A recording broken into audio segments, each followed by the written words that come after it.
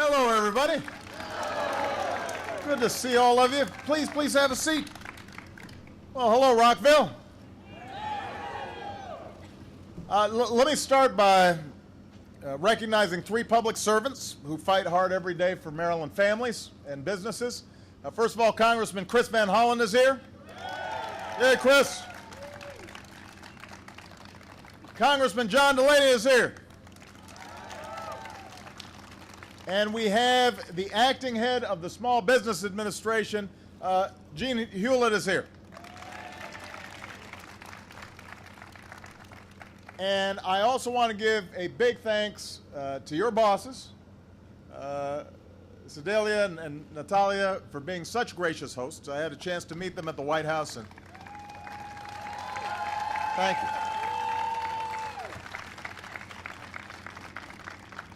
Now I know where they got their good looks from, because I had a chance to meet Mom and Dad and their beautiful families, and so I'm so glad to be here. And I had a chance to learn a little bit about their story.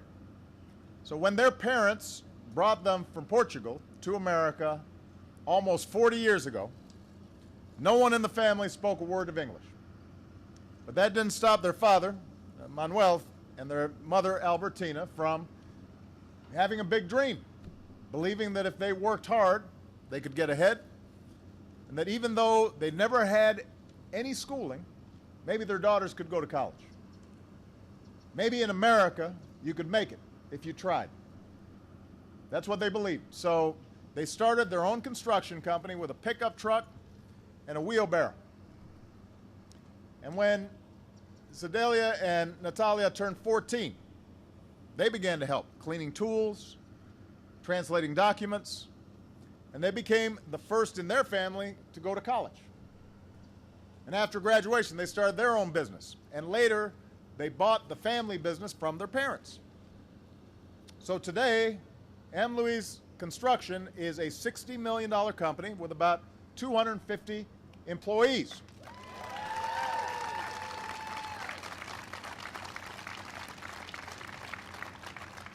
And I understand you're opening your fourth office at the end of this month. So this story is what America's all about. You start off, maybe you don't have a lot, but you're willing to work hard. You put in the time, opportunities out there, and you're able to pass on an even better life to your family, your children, your grandchildren. And it's good news that after how hard the construction industry got hit during the recession, things are starting to get a little better. Remember, it was just 5 years ago that our economy was in a free fall. Businesses were shedding hundreds of thousands of jobs every single month. And the recession ultimately cost millions of Americans their jobs, their homes, their savings, everything they'd worked hard to build. Today, over the last 3.5 years, our businesses have added 7.5 million new jobs.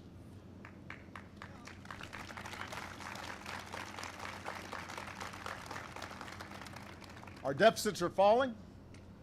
Our housing market is healing, which means construction is improving. Manufacturing's growing. The auto industry is back. America's on pace to become the #1 energy producer in the world this year.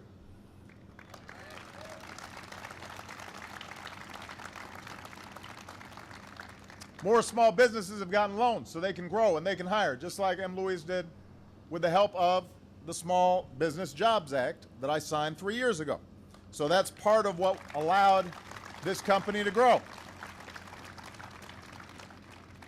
So we still have a long way to go. We still got a lot of work to do, especially to rebuild the middle class, but we're making steady progress. And the reason I'm here is we can't afford to threaten that progress right now. Right now, hundreds of thousands of Americans, hardworking Americans, suddenly aren't receiving their paycheck. Right now, they're worrying about missing their rent or their mortgage or even making ends meet. We can all relate to that. Imagine if suddenly you weren't sure whether you were going to get your next paycheck, with all the bills that might be mounting up. Well, that's what's happening right now to hundreds of thousands of Americans across the country. Companies like this one worry that their businesses are going to be disrupted because obviously, particularly in an area like Maryland, Virginia, where there are a lot of federal workers, you don't know how that's going to impact the economy. Veterans, seniors, women, they're all worrying that the services they depend on will be disrupted too. And the worst part is, this time, it's not because of a once-in-a-lifetime recession. This isn't happening because of some financial crisis. It's happening because of a reckless Republican shutdown in Washington. That's right.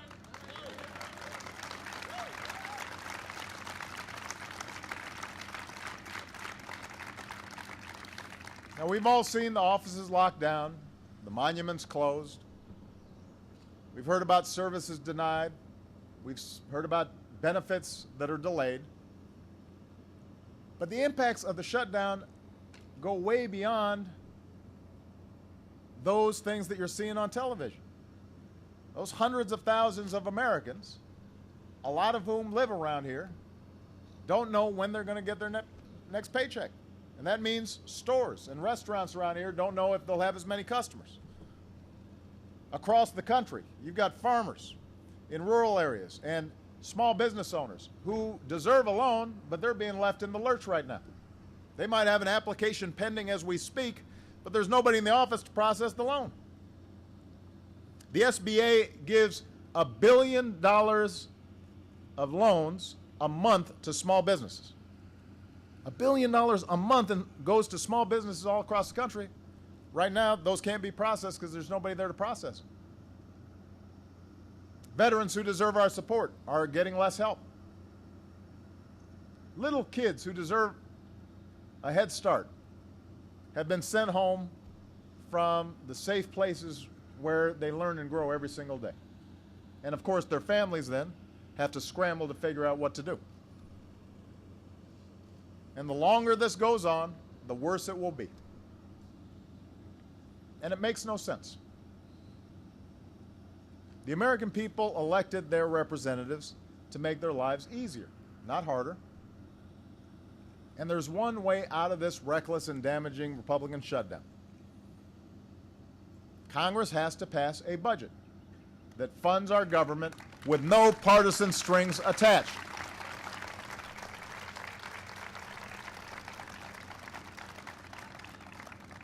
Now, I want everybody to understand what's happened, because sometimes when this gets reported on, everybody kind of thinks, well, you know, both sides are just squabbling. Democrats and Republicans, they're always arguing. So, you know, neither side's behaving properly. I want everybody to understand what's happened here. The Republicans passed a temporary budget for 2 months at a funding level that we as Democrats actually think is way too low, because we're not providing help for more small businesses, doing more for early childhood education, doing more to rebuild our infrastructure. But we said, okay, while we're still trying to figure out this budget, we're prepared to go ahead and take the Republican budget levels that they proposed. So the Senate passed that with no strings attached. Not because it had everything the Democrats wanted. In fact, it had very little that the Democrats wanted. But we said, let's go ahead and just make sure that other people aren't hurt while negotiations are still taking place.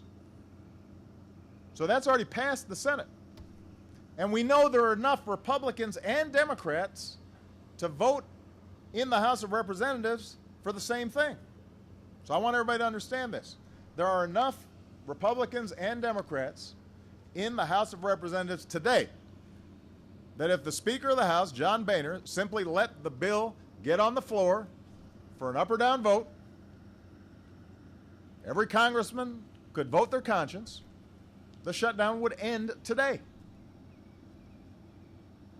The only thing that is keeping the government shut down, the only thing preventing people from going back to work and basic research starting back up and farmers and small business owners getting their loans, the only thing that's preventing all that from happening right now, today, in the next 5 minutes, is that Speaker John Boehner won't even let the bill get a yes or no vote because he doesn't want to anger the extremists in his party.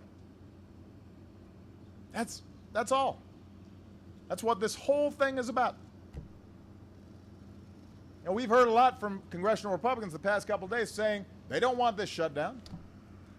Well, there's a simple way to prove it. Send the bill to the floor, let everybody vote. It will pass.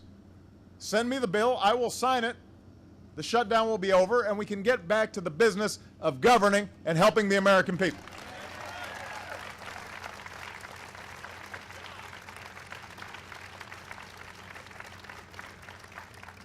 Could happen in the next half hour. National parks, monuments, offices would all reopen immediately. Benefits and services would resume again. Hundreds of thousands of dedicated public servants who were worrying about whether they're going to be able to pay the mortgage or pay the car note, they'd start going back to work right away.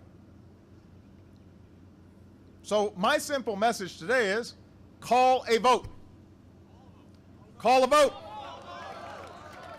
Put it on the floor and let every individual member of Congress make up their own minds. And they can show the American people, are you for a shutdown or not? If you're not for a shutdown, you'll vote for the bill. If you're for a shutdown, you won't vote for a bill. We don't have to twist anybody's arms. But that way, the American people will be clear about who's responsible for the shutdown. Or, alternatively, more hopefully, they'd be clear that this is something that doesn't make sense and we should go ahead and make sure that we're looking out for the American people. It should be that simple. But as I said, the problem we've got is that there's one faction of one party in one half of one branch of government that so far has refused to allow that yes or no vote unless they get some massive partisan concessions in exchange for doing what they're supposed to be doing anyway. In exchange for doing what everybody else agrees is necessary. And they won't agree to end the shutdown until they get their way. And you may think I'm exaggerating, but just the other day, one Tea Party Republican called the idea of a shutdown wonderful. Another said that a shutdown is exactly what we wanted. Well, they got exactly what they wanted. Now they're trying to figure out how to get out of it. Just yesterday, one House Republican said, I'm quoting here, all right, because I want to make sure people understand I didn't make this up. One House Republican said, we're not going to be disrespected. We have to get something out of this, and I don't know what that even is.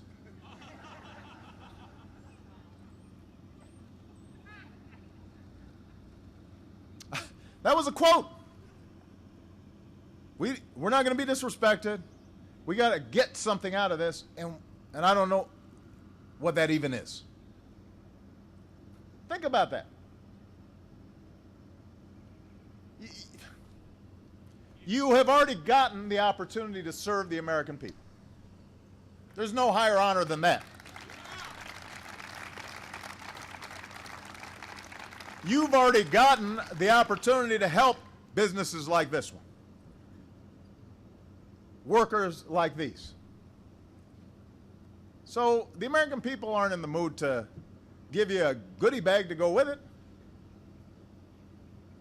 What you get is our intelligence professionals being back on the job. What you get is our medical researchers back on the job. What you get are little kids back into Head Start. What you get are our national parks and monuments open again. What you get is the economy not stalling, but continuing to grow. What you get are workers continuing to be hired. That's what you get. That's what you should be asking for. Take a vote, stop this farce, and end this shutdown right now.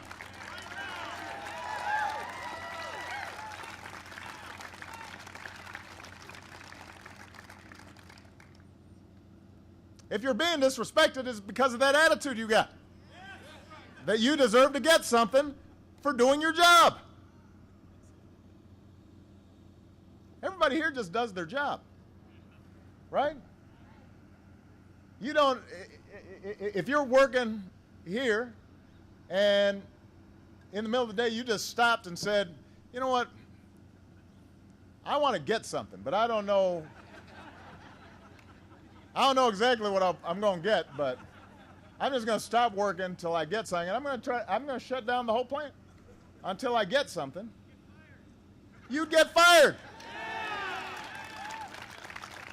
Right? Because the deal is you've already gotten hired, you've got a job, you're getting a paycheck, and so you also are getting the pride of doing a good job and contributing to a business and looking out for your fellow workers. That's what you're getting.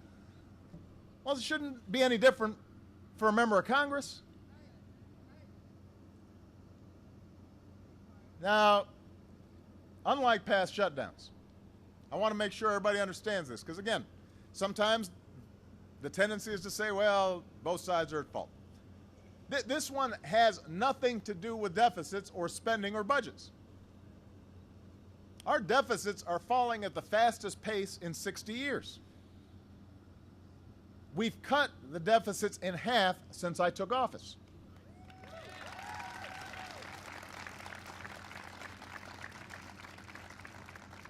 And some of the things that the Republicans are asking for right now would actually add to our deficits. Seriously.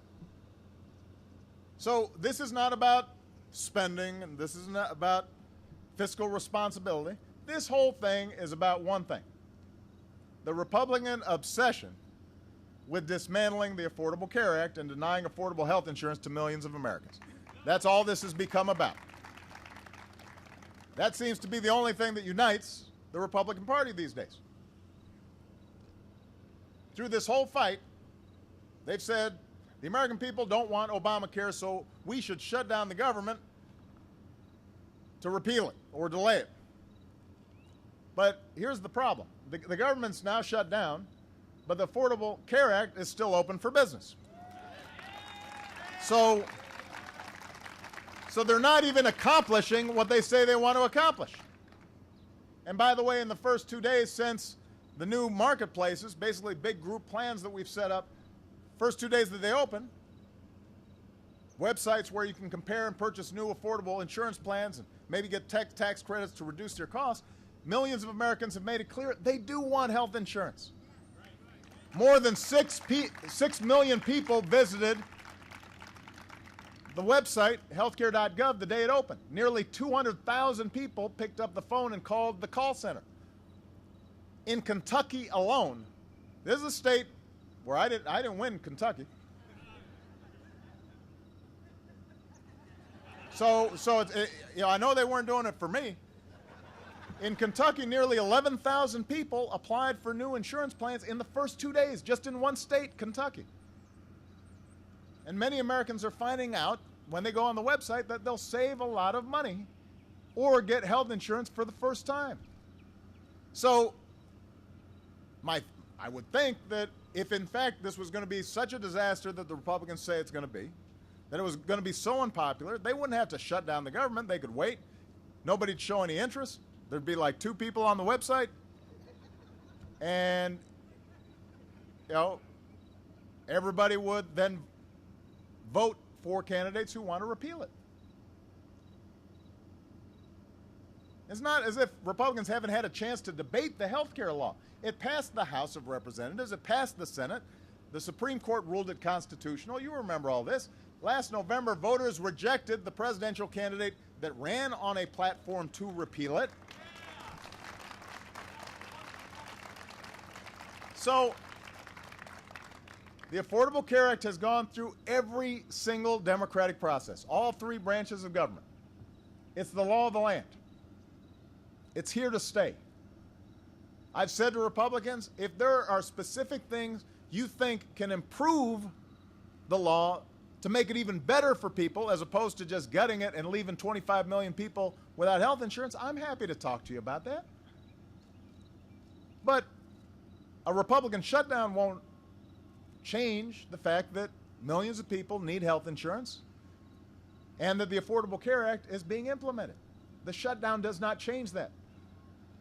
All the shutdown is doing is making it harder for ordinary Americans to get by and harder for businesses to create jobs at a time when our economy is just starting to gain traction again.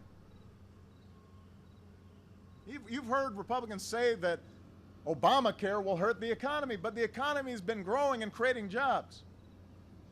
The single greatest threat to our economy and to our businesses, like this one, is not the Affordable Care Act. It's the unwillingness of Republicans in Congress to stop refighting a settled election or making the demands that have nothing to do with the budget. They need to move on to the actual business of governing. That's what will help the economy. That's what will grow the economy. That's what will put people back to work.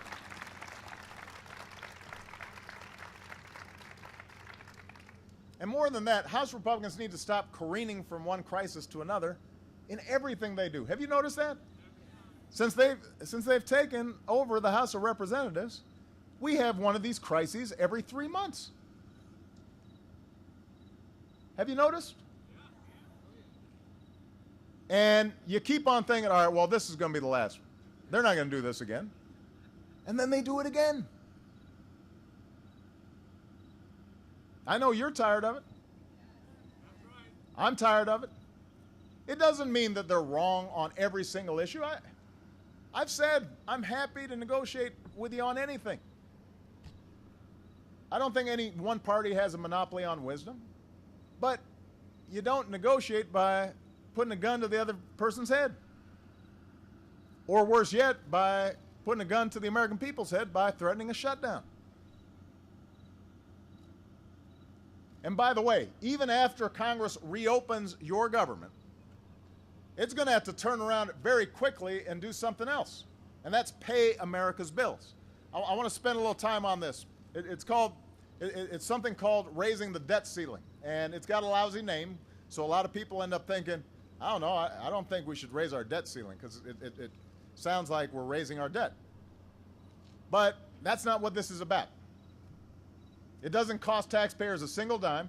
It doesn't grow our deficits by a single dime. It doesn't allow anybody to spend any new money whatsoever. So it's not something that raises our debt.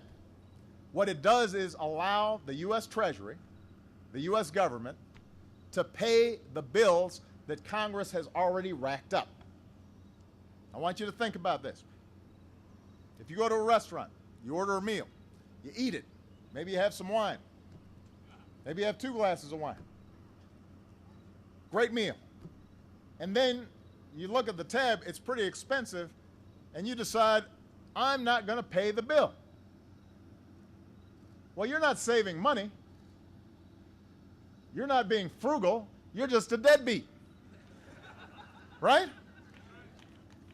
If you buy a house and you decide, man, this month, yeah, I'd rather go on vacation somewhere, so I'm not going to pay my mortgage. You didn't just save yourself some money. You're just going to get foreclosed on. So you don't save money by not paying your bills. You don't reduce your debt by not paying your bills. All you're doing is making yourself unreliable and hurting your credit rating. And you'll start getting those phone calls and those notices in the mail. And the next time you try to borrow, somebody's going to say, because you don't pay your bills. You're a deadbeat. Well, the same is true for countries. The only thing that the debt ceiling does is to let the U.S. Treasury pay for what Congress has already bought. That's why it's something that has been routine. Traditionally, it's not a big deal. Congress has raised it 45 times since Ronald Reagan took office. This is just kind of a routine part of keeping the government running. The last time the House Republicans flirted with not raising the debt ceiling, back in 2011, some of you remember this, our economy took a bad hit. Our country's credit rating was downgraded for the first time, just like you'd be downgraded if you didn't pay your mortgage. This time, they are threatening to actually force the United States to default on its obligations for the very first time in history. Now, you'll hear John Boehner and Mitch McConnell and these other Republicans say, we don't want to default. But everybody knows, it's written about in all the papers, that their basic theory is, okay, if the shutdown doesn't work, then we are going to try to get some extra concessions out of the president. We'll put like a long laundry list of all the things that we want that we can't get passed on our own, and if we don't get it, we'll tell them we won't vote to pay the country's bills. We'll let the country default. I'm not just making this up. I mean, it's common knowledge. Every reporter here knows it. And I want you to understand the consequences of this. As reckless as a government shutdown is, as many people as are being hurt by a government shutdown, an economic shutdown that results from default would be dramatically worse. In a government shutdown, Social Security checks still go out on time. In an economic shutdown, if we don't raise the debt ceiling, they don't go out on time. In a government shutdown, disability benefits still arrive on time. In an economic shutdown, they don't. In a government shutdown, millions of Americans, not just federal workers, everybody faces real economic hardship. In an economic shutdown, falling pensions and home values and rising interest rates on things like mortgages and student loans, all those things risk putting us back into a bad recession, which will affect this company and those workers and all of you. That's not my analysis. That's every economist out there is saying the same thing. We've never done it before. And, you know, the United States is the center of the world economy. So if we screw up, everybody gets screwed up. The whole world will have problems. Which is why generally nobody's ever thought to actually threaten not to pay our bills. It would be the height of irresponsibility. And that's why I've said this before. I'm going to repeat it. There will be no negotiations over this. The American people are not pawns in some political game. You don't get to demand some ransom in exchange for keeping the government running. You don't get to demand ransom in exchange for keeping the economy running. You don't get to demand ransom for doing your most basic job. And the sooner that the Republicans in Congress heed the warnings, not just of me or Democrats like Chris and John, but heed the warnings of the Chamber of Commerce and CEOs and economists and a whole lot of Republicans outside of Congress. They're all saying, do not do this. They're all saying to Congress, do your job. And the sooner you do your job, the less damage you'll do to our economy and to businesses like this one. So pass a budget, end the government shutdown. Pay our bills, prevent an economic shutdown. Just vote and end this shutdown, and you should do it today so we can get back to growing this economy, creating jobs, and strengthening our middle class.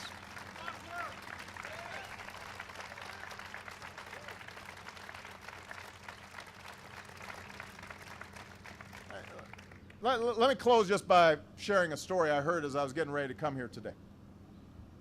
Many of you already know it. 2 years ago, a mulch factory next to M. Louise's main equipment storage facility caught fire. And most of the company's equipment was destroyed, causing millions of dollars of damage. But even while the fire was still burning, dozens of employees rushed over to the facility and tried to save as much as they could. Some of you were probably there. And when they finished cutting fire lines and spraying down the perimeter of their own property, they went over to help their neighbors. And afterwards, even though all the employees here at M. Louise are on salary, even though the company had just taken a big financial hit, Sedalia and Natalia paid everyone overtime. And along with each check, they included a personalized note saying just how much they had appreciated the efforts of the workers. And Sedalia said, everybody says the biggest asset to a business is employees. Some people mean it, some people don't. We actually do. So this company right here is full of folks who do right by each other. They don't try to see if they can work every angle. They don't lie about each other. They don't try to undermine each other. They understand they're supposed to be on the same team. You pitch in, you look out for one another. When somebody gets knocked down, you help them back up. You don't ask, what can you get out of this? Because you know that success doesn't depend on one of you. It depends on all of you working together. Well, America's no different. I see that same spirit in so many cities and towns that I visit all across the country. It is alive and well all across the country. It's alive and well in this community where restaurants and businesses are rallying around the regulars. And they're looking out for all the dedicated public servants who've been furloughed. You've been reading stories about restaurants that are saying, you know what, while you're on furlough, come on, we'll give you a burger. We'll give you a meal. We'll help you out. That's the American ideal. It says we're working together, looking out for one another, meeting our responsibilities, doing our jobs, thinking about future generations. And that's why I believe ultimately reason and common sense will prevail. That spirit at some point will infiltrate Washington as well. Because I think the American people are so good and so decent, they're going to get better behavior from their government than this. And we'll once again make sure this is a country where you can make it if you try. So thank you, everybody. God bless you. God bless the United States of America.